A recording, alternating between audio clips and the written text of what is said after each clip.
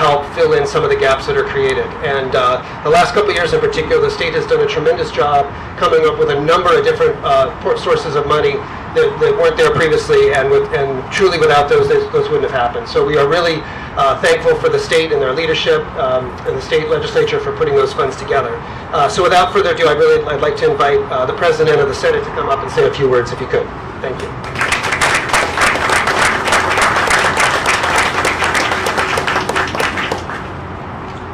Thank you very much. It's absolutely great to be here today, even though it's a little warm.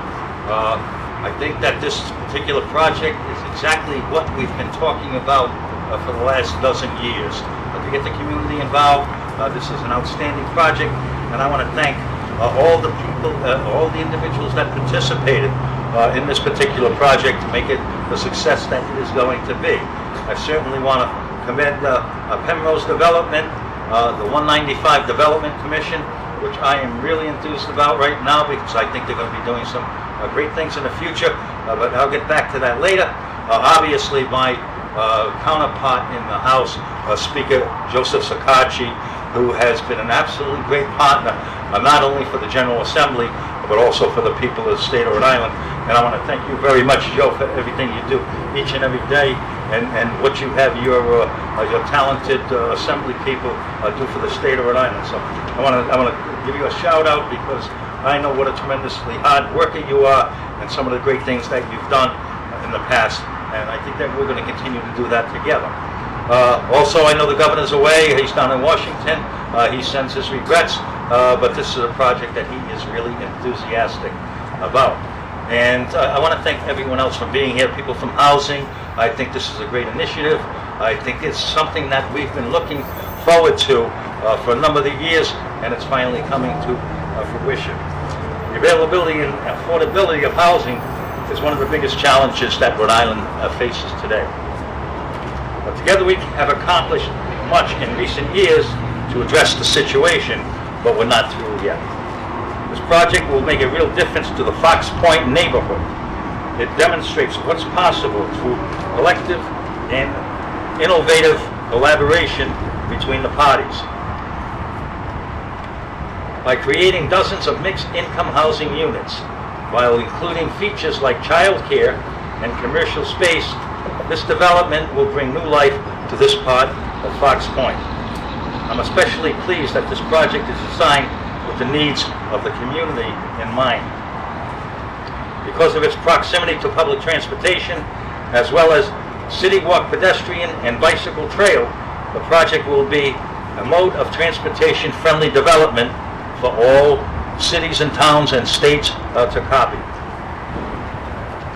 Its outdoor spaces will provide a place for neighbors and families to gather and enjoy together.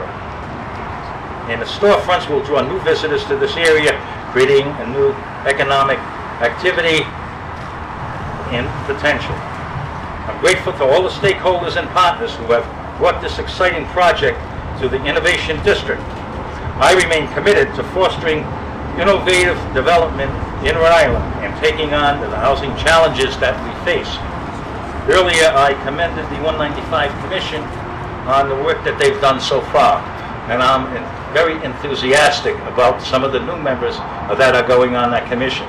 I've said before that I have been not pleased with how things have gone along on the 195 area. I mean, that was an area that we got from the federal government as a result of the 195 takedown, and I thought that we should have had more development in that area. Originally, it was designated for meds and eds, but with some of the proposals that we're looking at now, especially the Speaker's proposal for a biomed technical facility over there, I think that is going to jumpstart that area, and I'm looking upon the 195 Commission, headed by Mark Crisafulli, and a number of other people that are going on the commission to initiate those proposals. So I think it's going to be an interesting 2 years. I'm encouraged by what I see right now, and we have to keep it going. So thank you all very much for being here. As I say all the time, I don't have the market corner on good ideas. I ask for input from people, and I do get a lot of input from people outside who feel that there's some better ways to address the situation, especially in the 195 district. So As I said before, thank you very much for being here, and we look forward to your participation, and we look forward to moving forward for the state of Rhode Island. Thank you.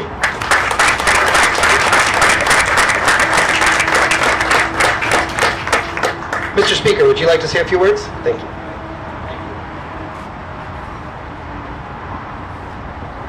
Thank you, Charlie. I just want to tell you, if you ever want to do development in Warwick, we'll permit it faster than Providence and Scranton combined. Without hesitation. Thank you. Thank you, Mr. President, for those kind words. This is a great day for the city of Providence, the state of Rhode Island. As you know, increasing housing accessibility has been my passion since becoming Speaker 3 years ago. And I've said many times, we need more housing production, and today we have it. So thank you. The President talked about a lot of the accomplishments we made. He acknowledged my efforts. I want to tell you that I cannot do it alone. And Dominic Ruggiero is a great partner. He understands, he sees it. We work together collaboratively for the benefit of the state, and we've moved things forward. I was speaking to Carol Ventura from Rhode Island Housing earlier, and she said we've done more in the last 3 years in terms of funding for housing than we've done in the previous 20 years. That's an accomplishment right there, so thank you for that.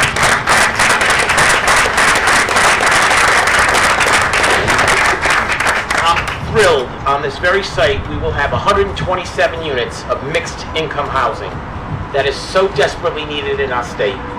Working in partnership with the Senate President, the Housing Secretary, Governor McKee, we have taken major steps within the General Assembly to tackle our state's housing crisis from multiple angles. Coupled with an historic budget investment of over $350 million in the last 2 budgets, and dozens of bills passed by the House and Senate that begin to address the long-lagging housing production rates. We provided incentives for expanding housing supply. We've mitigated upward pressures on rents and home purchase prices. This is why I'm so excited about this family development. I want to congratulate Penrose and Charlie Adams for his team, and I want to thank them for working so well with our new mayor, Brett Smiley, and the neighbors of Fox Point and the downtown area to make this project a reality. Charlie talked about how difficult it is and how complicated it is to get all the funding. I can tell you and I can assure you it's equally difficult to get the permitting done. And he works so well with everybody to bring us to this day. And of course, this development, it fits right in with the goals of the I-195 Development Commission, so ably chaired by my good friend Mark Christopherli. The walkability factor for this development is crucial. This is truly a complex where you're able to live, work, and play all within walking distance.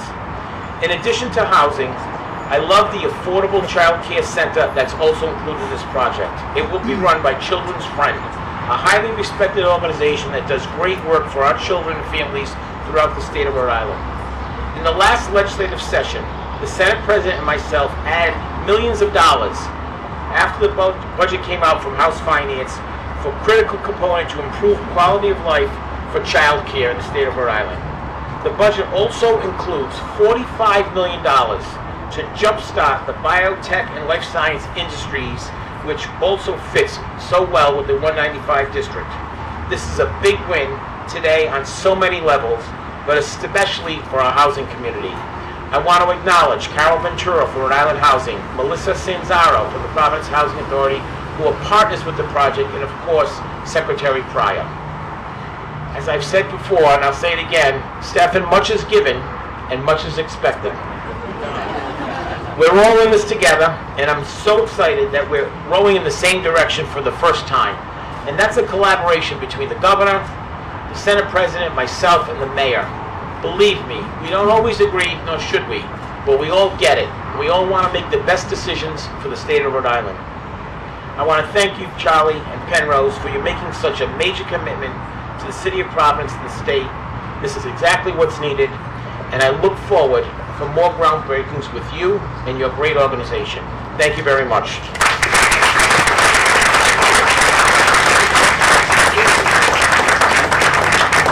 Thank you very much. I love the city of Providence, and I've been looking to come develop here for a long time, even after I was rejected by Brown. How many years did it take you to get over that? Well, it was only 5 years ago I applied, so. It's a fantastic city with the canals, with the retail. We love the fact that we're right here, Nick, on Wickenden Street. It's just going to be a phenomenal place for our residents to enjoy and experience. The theater, the restaurants, I can't tell you how excited we are, and as an enterprise, our penthouse, how excited we are to be in this city. And we've just been welcomed with open arms by the city. It's been really a great experience, and the city helped us not once but twice. First with some home money, and then with a Christmas miracle of some additional money from the Providence Redevelopment Authority, which we'll talk about. So we really, really appreciate their help, their support. And the mayor, you have a great team in Emily and Joe and Nick, and it's been a pleasure really working with them and helping us get to this point. So without further ado, I'd like to invite Mayor Smiley to come up and say a few words.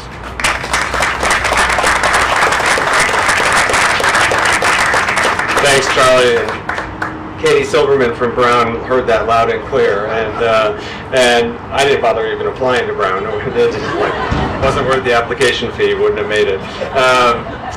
This is great. This is really, really exciting, and I want to thank our colleagues in state government for helping make this happen. The sustained investment in the 195 Commission and the 195 lands is really starting to bear fruit. And so, Mr. President, I know this is something that you're particularly focused and passionate about. Speaker, your package on housing this year and your investment in the life sciences cluster in the city of Providence is going to transform the capital city. It's going to make statewide impact, but it is particularly meaningful to us here in Providence, and we're grateful for it. And I'm sure that Secretary Pryor will deliver on all that is expected of him, because he always does. Charlie, I appreciate very much, and I want to take a special moment to recognize the members of my team who've made this happen. Perhaps as a former staff person myself, we get to stand up here and give remarks, but it's really the people in the office that do the work every day.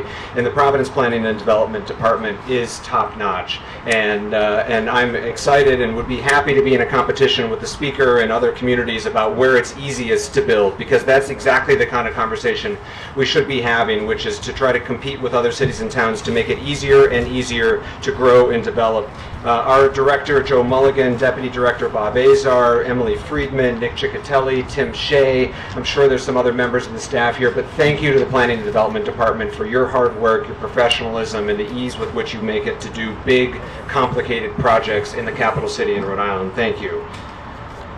I also want to thank the 195 Commission.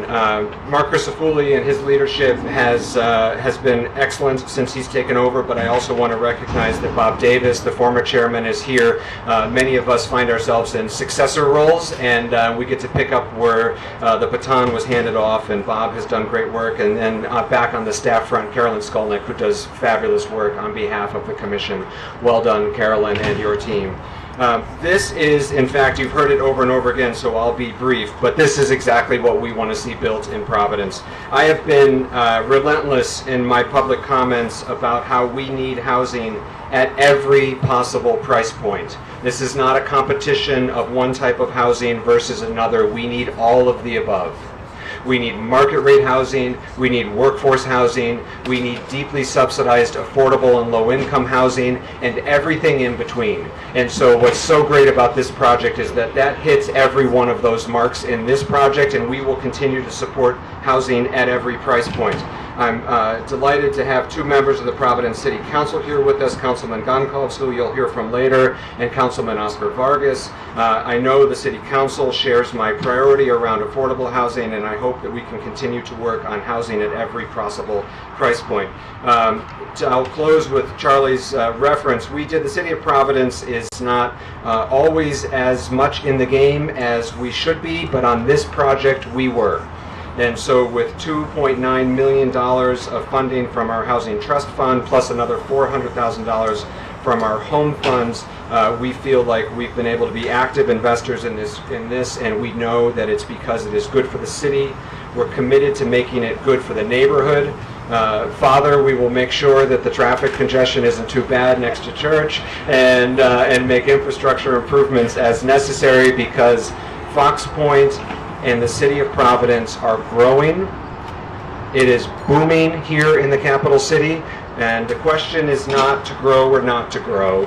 The question is, how do we grow?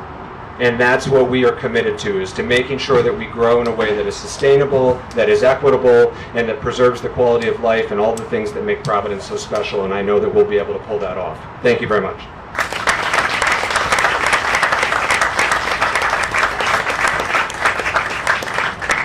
Father, we're actually trying to grow your parishioners by bringing more people here. That's a good sacrifice for extra traffic, right? You'll take that trade-off. So, Secretary Prime, you're going to have a chance now to rebut, because you've been brought up a lot here, so we have a chance for a rebuttal coming out. I was talking earlier about the state and the leadership and the investments. So it's not just about the funding, but it's about having a Secretary of Housing.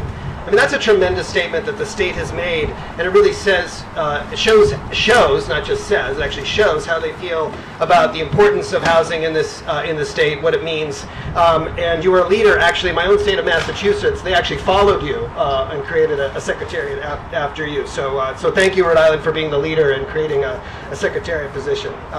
So we are very pleased, particularly to have Secretary Pryor, because he was here as well in the beginning on the I-95 Commission as the Commerce Secretary. He was very involved right at the beginning with the selection of this. So sort of two hats for him here today. So thank you very much, and come on, if you could come up and say a few words.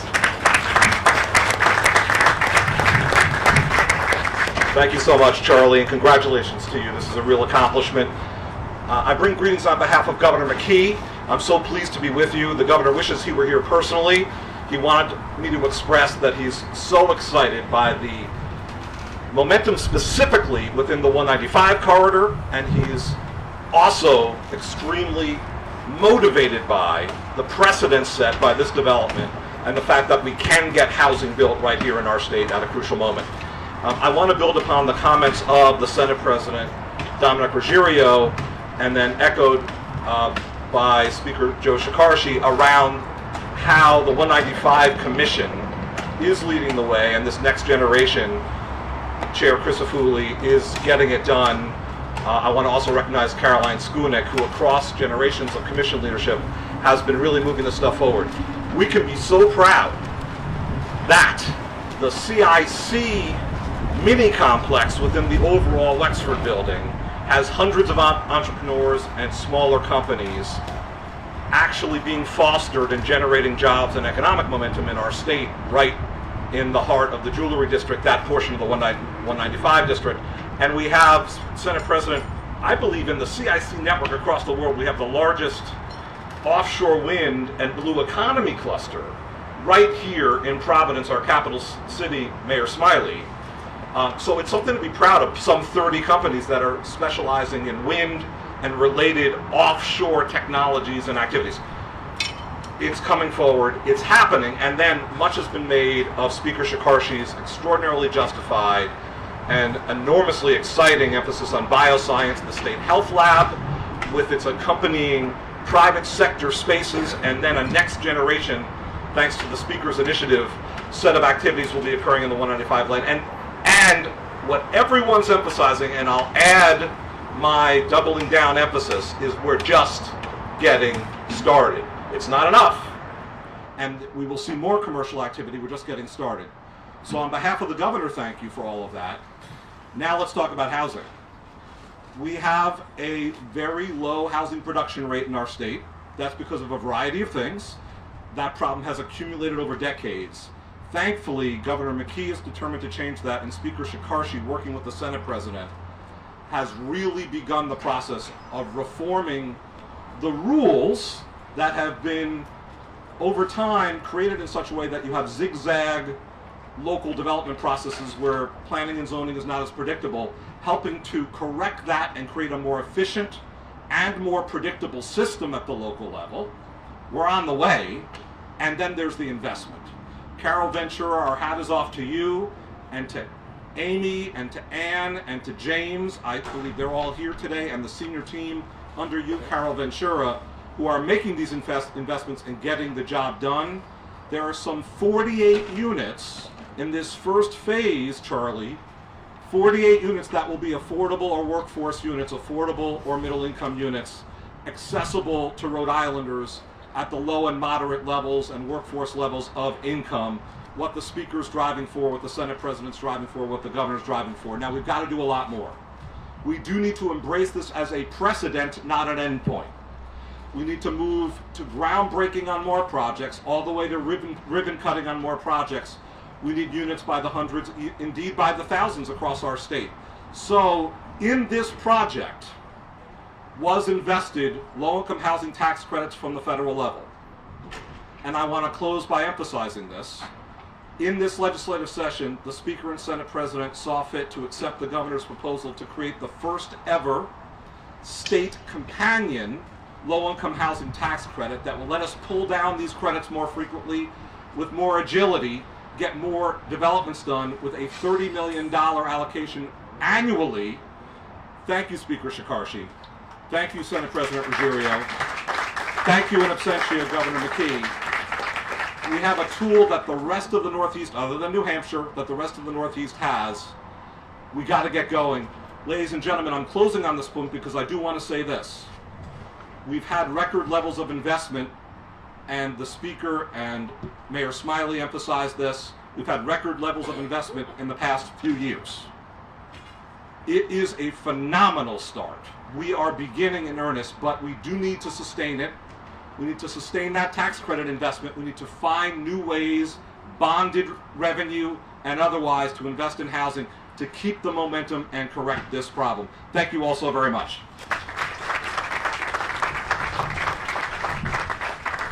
Thank you very much. And we are ready, able, and willing to take those $30 million of state tax credits. And now we come to the folks right in the very center of all these financing things that we've talked about. Rhode Island Housing, obviously, could not have been done anywhere without them right in the center of all of this stuff. They provided tax credits, the bonds, all of the soft money, all those, like 10 different funding sources that you created, all those are available for this project. And we talk about projects being complicated, and while this project is just a single building and may not appear to be that complicated, this actually is one of the most complicated financing structures that we've done, because we had to use two different types of credits for this. We had to use 9% credits and 4% credits, which is incredibly difficult. And the staff from Rhode Island Housing did an incredible job figuring out how to put that together with us, being creative, flexible, as things moved and changed, figuring out how to do it, build it back, break it down, build it back up. We couldn't be more pleased and happy with the work that they had. Carol, your team of Ann and James and Tony and Seth and Dean, really fabulous team that you put together there, and we're very excited. So without further ado, I think I'd like to bring up Carol to say a few words as well, so thank you.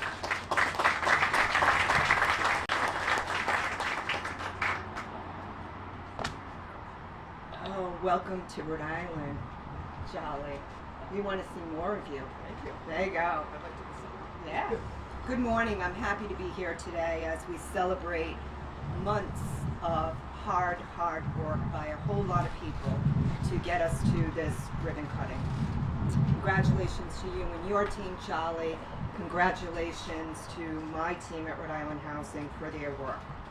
So we know Parcel 9 is a mixed income, mixed use development that will provide apartments for individuals and families across a range of incomes. But I'm particularly happy that we're able to house our workforce folks and also serve some of our most vulnerable Rhode Islanders.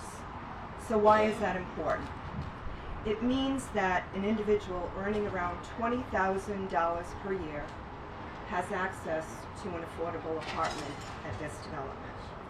Thank you to our Governor, Speaker Shekarchi, our Senate President, for your leadership in providing the financial resources necessary to finance properties like Parcel 9. I did say to the Speaker that I can't remember over the past 20 years this kind of investment in housing, and it's all because of the leadership we have on the state level, so thank you.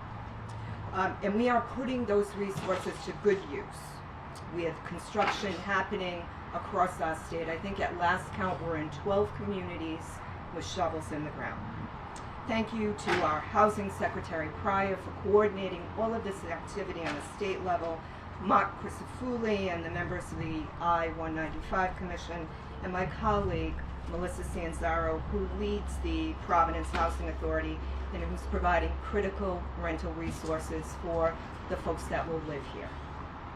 And of course, we have to thank our mayor. Thank you, Mayor, for inviting us, for supporting housing. You and your team are always right there beside us as we put things together. When this property is complete, Fox Point will have 66 new families that call this neighborhood home. Folks that will shop and eat at local businesses and add to the fabric of this community. And I can't think of a better use of ground floor space than to have Children's Friend locate a Head Start daycare center here. And it will be for the children who not only live in this building, but in the surrounding community. What a great opportunity. As Charlie said, this was a complicated transaction. Charlie took advantage of every tool we have in our toolkit, everything available on the federal, state, and local level to finance this development. 9% credits, volume cap, and city investments. So congratulations again, Charlie. Congratulations to my team over in the corner for their great work. Thank you to all the folks that are here today that helped move this deal to closing. I can't wait to cut the ribbon on the finished building and to welcome people home.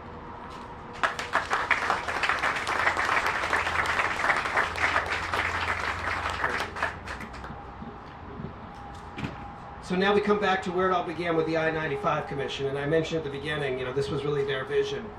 It actually began with a phone call from an old classmate of mine. He didn't go to Brown either. Named Peter McNally, who reached out and said, "Would you be interested in coming here to help look at us do some affordable housing here?" And he was partnering with Caroline, and I really want to thank Caroline because Caroline brought in a new Peter. So when Peter left, it was still Peter and Caroline. So we got the same team there. So thank you for doing that. But Caroline and Peter have been amazing, helping us navigate this process. It's not an easy process. Affordable housing is a very different animal than other types of housing. So the board was very good, very flexible on figuring out how to structure things, do things a little differently than they normally would. Different process, and we really appreciate that because it is different. It is a different animal. So we are really thankful to their commitment, their hard work, and they're staying with us through all this as it kept going and dealing with all the issues that we've had to encounter through the COVID period. So thank you very much, and I'd like to invite Commissioner Chris O'Philly to come up and say a few words.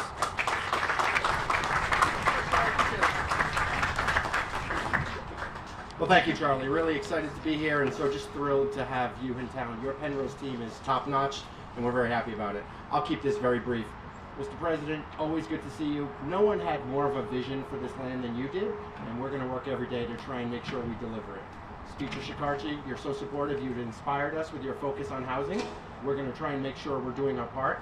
You've also inspired us on life sciences, but that's a story for another day. Mayor Smiley, great to have you on board. Really enjoying partnering with you, and we want to make sure we can help support your vision for the city. When I look at Secretary Pryor, Director Ventura, Director Sanzaro, consider us a partner of yours, right? We want to do everything we can to try and help on housing.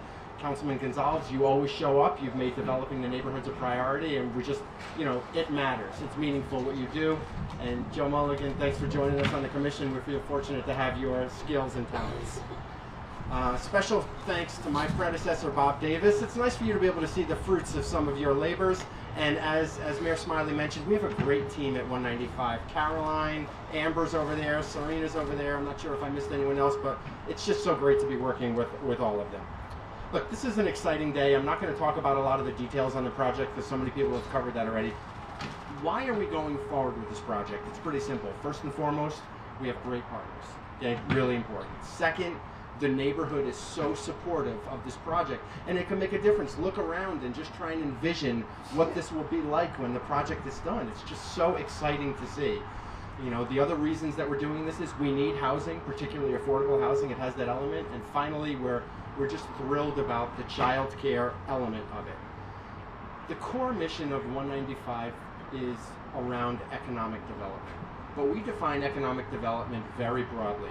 Mr. President, we're going to focus on building big things that drive industry, but at the same time, we have to do everything that allows people to live and work in an area. And that's what this project does. This project really helps to advance our mission. Speaker, on housing, this is so important, and we know we need to deliver more housing. If you look today, You know, more than half of the housing in Providence that's under construction or planned is on 195 district land. That is both a tremendous statement about the work that the commission is doing and a sobering reality that despite all of the great work that the people up here are doing, we have a long way to go to actually meet the housing needs of our citizens. So this is a big step in the right direction, but we still have a long way to go. You know, fortunately, we have partners like Penrose coming into the state, not only in East Greenwich, but we're delighted to have you here. We're so excited. I can't wait to watch the construction, and we are just thrilled for phase 2 already. So thank you, Charlie, and thank you, everybody.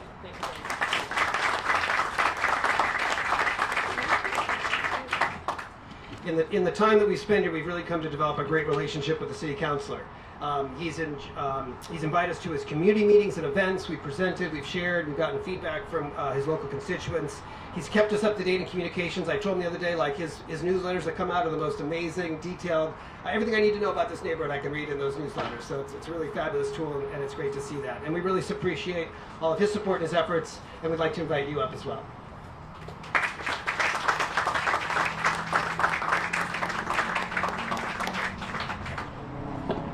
Thank you, Charlie, Senate President, Speaker, Mayor, everyone who is here. Thank you so much for your leadership. Can't thank you enough. This is a very, very momentous occasion to celebrate Parcel 9. It's certainly a long time coming, and the developers at Penrose have done an extraordinary job here. I want to also thank the folks at the I-95 Redevelopment District Commission. Those are the unsung heroes of this process. Caroline Skunick here, who is a phenomenal leader, executive director. She's responsive, she's effective, a wonderful partner. And I'd like to also thank Bob Davis here, Peter, Amber, Jacob, everyone who's on the team. Serena, I see it back there, and the entire commission for their incredible leadership. Let's put our hands together for the commission because they do this work day in, day out. I'd like to remind folks that Ward 1 is the fastest growing ward, not only in the city, but in the state of Rhode Island. And nearly 400 plus units have been developed on the I-95 land with 540 additional residential units in the pipeline. That's 1,000 plus units. And it also is going to have 1,000 square feet coming online by 2026 to contribute to the private sector growth and life sciences jobs. So, Senate President, they're well on their way, and I just want to thank them for their leadership. Charlie, I was fortunate enough to go to Brown, and I see Katie Silverman here, and just want to say Penrose and the developers, Charlie Adams, Rebecca Schofield, is she here? Oh, there, she's right in the back. Carmen, yes, Ben, for their extensive community engagement. We've been involved in this process since day one, and they've been incredibly helpful. I want to thank them for their investment in the neighborhood and in our great city of Providence. You know, I spent a lot of time here as a kid, and I've seen the growth in this city. I see Father Joe Escobar. He was one of the first people that I called, and I know his stipulation was, hey, the building just needs to be shorter than the church here. And we know that the first phase of this mixed income development has 66 units, and it's what makes this project incredibly special. It's the affordable units. So over 40, the Commerce Secretary mentioned over 40 units are going to be affordable during a time where affordable housing is essentially needed all across the city. And in this environment with the interest rates, the cost of labor, goods, securing finances, as you heard here today, I want to thank Penrose for their persistence, their tenacity, to ultimately see this project come through. Lastly, what's really, really important about this project is the child care component. And I want to actually acknowledge David Caprio, who's here. Let's give it up for David at Children's Friend. I remember this, and I have receipts. So, you know, I was having a conversation with Charlie, and we talked about the child care component and how that was an extraordinarily important component to this project. And Charlie said, well, we don't know the child care providers locally, so we introduced them to the Boys and Girls Club. I remember making the introduction to David Caprio and his team up at Children's Friend, and sure enough, we were able to bring 50 child care seats to the neighborhood. So I just want to thank David for his partnership there and for the exciting opportunities that we have ahead. So again, this is an extraordinary day, and I'd like to thank Penrose for their investment in Providence. And I'd like to say, before you go to Warwick, with all due respect, Mr. Speaker, let's do another one in Providence. Penrose, welcome to Providence. Thank you all very much for being here.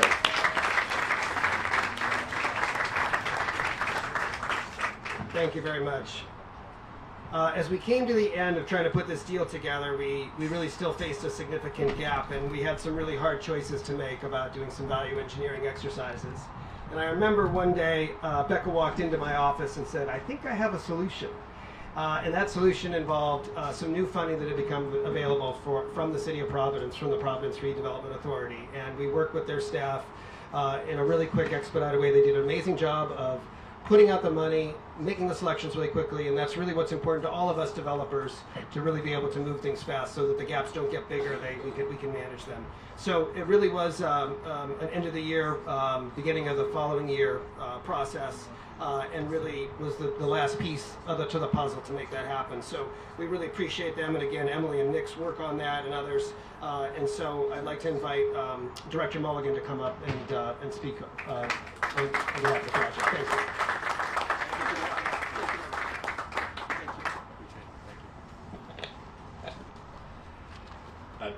The $3.3 million contribution by the City of Providence is really what it takes nowadays to get projects like these off the ground. And that public financing component is critically important as we build more housing and more development in the City of Providence. And this project, not only the financial contribution, this project demonstrates an important collaboration between the city and our state partners to bring housing production and business innovation to Providence, the economic engine of Rhode Island. And this is more than just kind of a ceremonial window dressing here. There really is deep collaboration between the state and the City of Providence. It's very reassuring in a place that has limited resources and many constraints that we are mightier and bigger by working together. And this housing is but a small fraction of the number of residential units at all levels of income needed to satisfy the burgeoning demand for housing. As we engage in the city's once-in-a-decade comprehensive planning process, we are hearing from our neighbors the need for more housing in more locations. We need to build more density in more places, in creative ways that respects our past, but also poises the community for future growth so that all may share in the opportunities for economic security and prosperity. And thank you all to have contributed to this project. It brings us to this occasion. Godspeed to the men and women of the building trades who will bring this concept to reality. May they be safe and productive so that we may all reassemble for the ribbon cutting for this important project. And may we be able to gather again and again and again for more groundbreakings and celebrations of our collective efforts to improve the lives of the residents of Providence and Rhode Island. Thank you.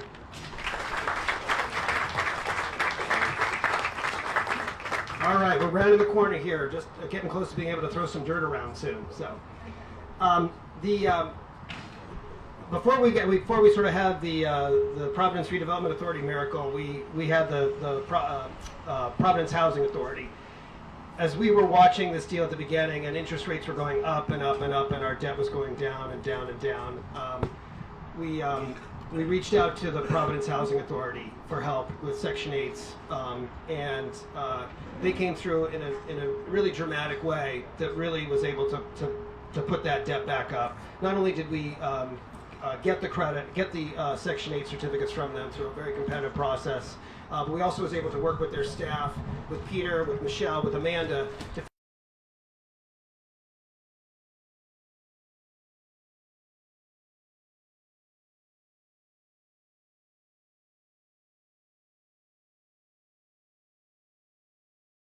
and excited that we also have an award for the second phase as well. Can't forget that. So we're already on our way to our funding for the second project. So Executive Director Sanzera, could you come up and say a few words?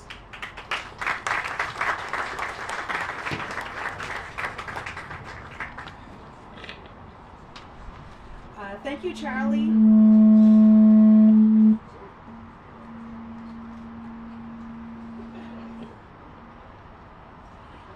Thank you, Charlie, and members of the Penrose team. Thank you to Mayor Smiley, President Ruggiero, Speaker Chicarchi, Secretary Pryor, Councilman Goncalves, Carol Ventura, and the entire team, and all of the partners here who supported and lent hand to this most important project that brings us here today. The Providence Housing Authority is proud to be a partner with Penrose Vision on Parcel 9 and to have provided 8 project-based vouchers that will deeply subsidize 8 homes here for almost 2 decades to come, or at least 2 decades to come. The first goal of the Providence Housing Authority's 2020 5-year strategic plan is to identify and pursue opportunities to preserve and expand affordable housing, and our project-based voucher program is a big part of that. I would like to take this moment to recognize the PHA's fearless leader and our board chairman, Nicholas Racinas, who's here today.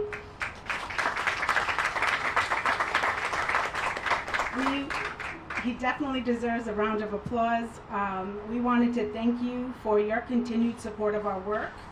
And I wanted to just let everyone know that Chairman Racinas saw the PVB resources as a vision to spark new construction like this and groundbreakings like this years and years and years ago. So we wanted to thank you for being a visionary. And I wanted to thank the PHA team for making that vision become a reality, and like everybody here said, to make this be the first of many.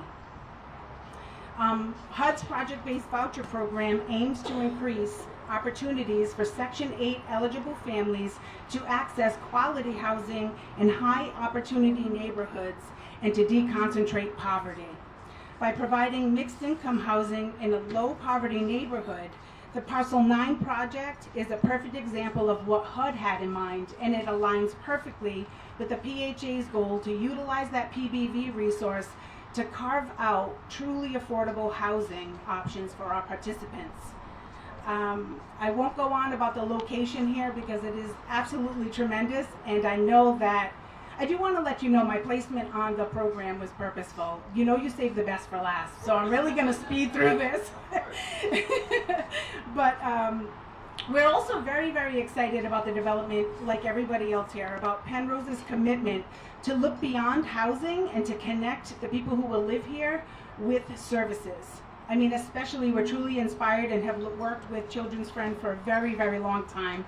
And that resource in itself is truly inspiring and exciting. Pairing housing with services is an essential part of housing stability. Before I leave the podium, I did want to also just say it again that the Housing Authority has awarded Penrose an additional 8 PBV vouchers for the second phase. So we're looking forward to the opening of this development and of course the groundbreaking of the second phase of this development and many more to come. Thank you for this opportunity and for the honor to be a part of this celebration and everybody's hard work that led us to this day today. Thank you. All right, so I'm going to close this out and we can throw some dirt and eat some food. So I want to recognize a couple of entities and organizations that haven't gotten mentioned here. You mentioned the services piece. We also have Operation Stand Down, which is a veteran services provider, which we're going to be working with on this project as well. So really excited about that connection. We talked about some of the funding sources that are available. We also need to talk about the lenders and investors that committed to those funds and those investments. And so we have National Equity Fund, NEF, is here with us today. They're our syndicator of the tax credits, and their investor is Eastern Bank. I think I saw Chris Scoville here as well. Eastern Bank is the investor in those credits, as well as providing construction financing on the transaction as well. Cedar Rapids is providing the permanent debt, and Federal Home Loan Bank is providing another critical piece of financing that we haven't talked about. Kathleen's here. Another critical piece of the financing for the project as well. So we're very excited about that. So thank you for that. We haven't mentioned our team, design and development. TAT is the architect. Folks are here. You can see their lovely boards if they haven't fallen down. And when you come back from the ribbon cutting, we won't have the boards because it'll be right up behind us. Sorry, is this echoing? Beta is our civil engineer, landscape engineer, and all kinds of engineering on this job. Innova is our donor's rep, and of course Haynes is our contractor who's building this. We gave them a break for now, but they'll get back to work as soon as this is done. And last but not least, I think we kept the best kept secret we did keep for the end, and that's Becca Schofield. So Becca has been an amazing project manager on this. Becca's standing over there. If everybody could give us a hand. So all the things that we talked about today, I had absolutely nothing to do with. It was all Becca. So Becca did an amazing job. She really was the conductor that did all of this. All of you know Becca. You know, this was, as we talked about, an incredibly difficult deal. It was incredibly stressful for her. This was her first deal with us at Penrose and her first deal with us in Rhode Island. So we just owe a tremendous amount of gratitude to her for her hard work, and she was finding money everywhere she possibly could to do this, and her energy and her enthusiasm was just magnificent. So we are really appreciative of her and wanted to make sure that people that she was recognized for that work. So that brings us to the end, and now the good part. We are, I believe we have set up in front of the big earth mover there a pile of dirt and some shovels. So I think the best way, if we can all make our way down, anybody that wants to come and see the photo shoot, and we could if we could invite all our speakers to hustle up there so we can take a great big group photo. We're have to, I think, go down to the end. There's a break in the gate somewhere down here. We'll all go there for that event, and then you can obviously see the food here. Please help yourself to food and drink that's there. Oh, and that's Katie Hornick who actually put the tent and everything here together from our marketing department. So thank you for that too. Thank you very much. Take the picture, enjoy the food. Don't forget to come back for the ribbon cutting. Thank you.